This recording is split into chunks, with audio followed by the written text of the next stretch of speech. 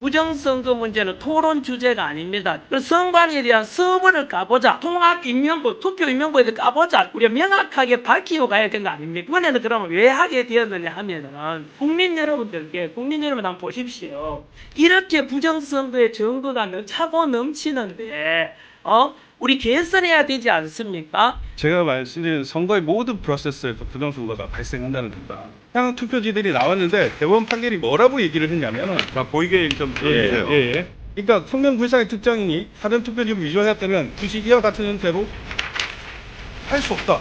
예를 들면은 범죄자가 칼로 찔렀는데 사람을 죽였는데 칼과 지문을 남길 이유가 없다. 이거 부정선거 문제는요. 제가 TV 토론 나가려고 할 때도 역시 이거는 토론 나갈 주제가 아니다 했고서 1년 전으로 거슬러 올라가 보면 1년 전 2025년 탄핵 반대 전국 속에서도 저는 다가오는 6.3 그 당시에 조기 대선 앞두고 꼭 부정선거 문제 해결해야 된다. 사전투표 문제 이렇게 많은데 그대로 보고 가면 되겠는가 해가지고 그때 부정선거 척결하자 이런 이야기 했거든. 그때도 이준석 대표가 방송에서 아니 왜 자꾸 전환길 같은 음모론자 나와서 이렇게 이야기하냐 떠드냐 하던데 그때 저한테 토론 제안 했었지 않습니까? 네. 그때 제가 이런 말 했죠. 아니 부정선거 문제는 토론 주제가 아닙니다. 정책 같으면은 어떤 게 더 나은지 A안 B안에 대해 토론이 되지만은 사실은 이 부정선거 주제는 토론 주제가 아니에요.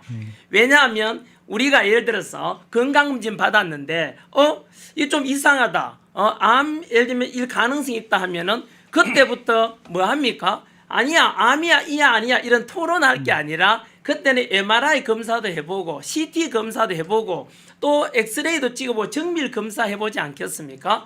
부정선거 문제도 마찬가지로 이건 정책을 논하는 게 아니고요. 부정선거가 있었는 것에 대해서 증거가 넘치지 않습니까? 이 말은 우리는 이미 암 진단을 이미 한 겁니다.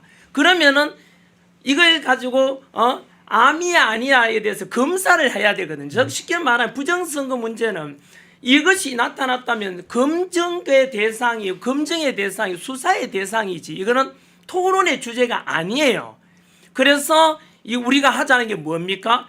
자, 부정선거 의혹이 그 많은 범죄자 집단이 어딥니까? 있었다 치면 선관위 아닙니까? 그래서 선관위에 대한 서버를 까보자.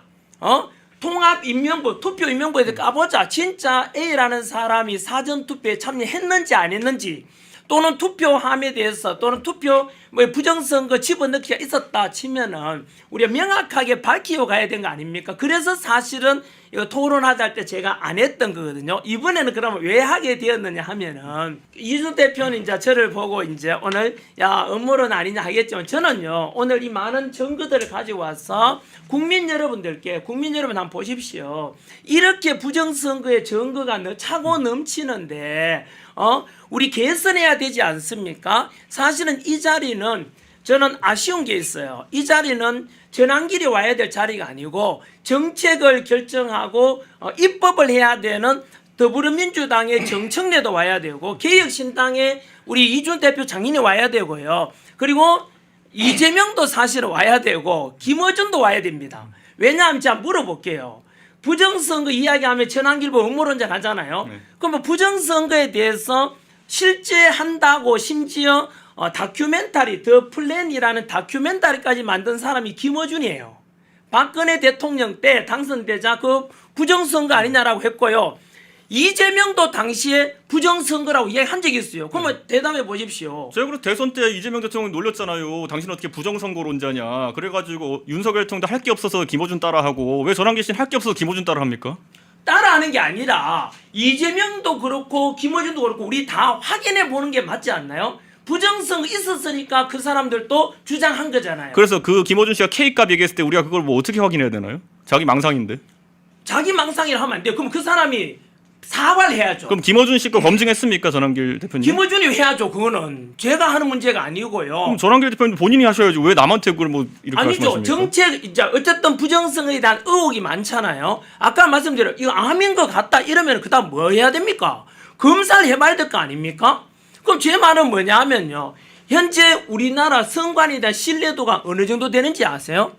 예를 들면 이제 우리 이 대표는 부정선거 의혹이 있다. 선관위 못 믿겠다면 아까도 말씀하신 대로 야 너희들 증거 어디냐. 부정선거 의혹 제기해서 소송을 제기했지만 이긴 적이 있냐? 법원에서는 전부 다 120 몇 대 빵이잖아. 그 말은 부정선거 없었다는 거 아니냐라고 한 실제로는요. 법원의 선고도 이따가 이야기 나오겠지만은 절대로 안 밝혀줍니다. 그럼 대법원은 카르텔의 일원입니까? 당연하죠. 오케이. 자, 그러면 제가 요 말씀부터 드릴게요. 오늘 카르텔을 제가 정리하려고 표를 갖고 왔고요. 잘 가지고 왔습니다. 사법부는 카르텔입니다 우선. 우리 끝까지 한번 가보자고요. 예, 어디까지 카르텔인지 법원이 봅시다, 한번. 얼마나 속이고 있는지 정확히 한번 사법부는 보여드릴게요. 카르텔. 종이대 대법원장 카르텔입니다 그러면. 잠깐요. 네, 저는요. 예. 자, 시민 여러분, 이 싸움은 하루아침에 시작된 것이 아닙니다. 좌익 세력은 30년 전부터 총칼이 아닌 제도와 언어로 체제를 바꾸는 전략을 준비해왔습니다. 거리투쟁이 아니라 교과서, 법률, 행정규칙, 인사 시스템을 통해 조용히 침투했습니다. 국민이 눈치채지 못하는 사이 개혁과 진보라는 말로 포장해 기존 질서를 흔들었고 저항하면 시대에 뒤처진 세력으로 낙인 찍는 방식을 반복해왔습니다. 시민 여러분, 좌익 전략의 핵심은 한 번에 무너뜨리지 않는 것입니다. 급진적 변화는 반발을 부르기에 그들은 점진적 변화를 선택했습니다. 제도 하나를 바꾸고 용어 하나를 바꾸고 기준 하나를 낮추며 10년, 20년을 쌓아왔습니다. 그렇게 쌓인 변화는 어느 순간 되돌릴 수 없는 구조가 됩니다. 국민이 느낄 때는 언제 이렇게 됐지라는 뒤늦은 자각만 남게 되는 것입니다. 사법의 독립은 체제 유지의 마지막 방어선입니다. 그러나 법의 문자보다 의미가 우선되고 결과 중심 판단이 반복되면 신뢰는 흔들립니다. 같은 사건이 다른 결론으로 이어지는 순간 법은 기준이 아니라 도구로 인식되기 시작합니다. 이 지점에서 체제의 균형은 심각한 도전에 직면합니다. 국민의 위치가 주권자에서 관리 대상으로 이동하는 순간 정치는 설명이 아니라 통제로 변합니다. 동의는 출발점이 아니라 사후 절차가 되고 반대는 의견이 아니라 문제로 취급됩니다. 이러한 변화는 서서히 진행되지만 일상 속에서 체감되는 불신을 빠르게 키웁니다. 시민 여러분, 경각심은 공포가 아니라 책임에서 나옵니다. 지금 필요한 것은 증오가 아니라 사실을 직시하는 용기입니다. 좌익이 30년을 준비했다면 시민도 지금부터 준비해야 합니다. 정보의 출처를 따지고 프레임을 의심하며 스스로 생각하는 힘을 회복해야 합니다. 이것이 체제전쟁에서 가장 강력한 무기입니다. 시민 여러분, 아직 늦지 않았습니다. 체제는 무너질 때보다 지켜낼 때 더 많은 노력이 필요합니다. 오늘 우리가 무엇을 보고 무엇에 분노하며 무엇을 선택하느냐가 다음 세대의 자유를 결정합니다. 이 싸움은 특정 진영의 문제가 아니라 대한민국의 미래를 지키는 문제입니다. 지금 깨어나지 않으면 내일은 선택권조차 사라질 수 있습니다.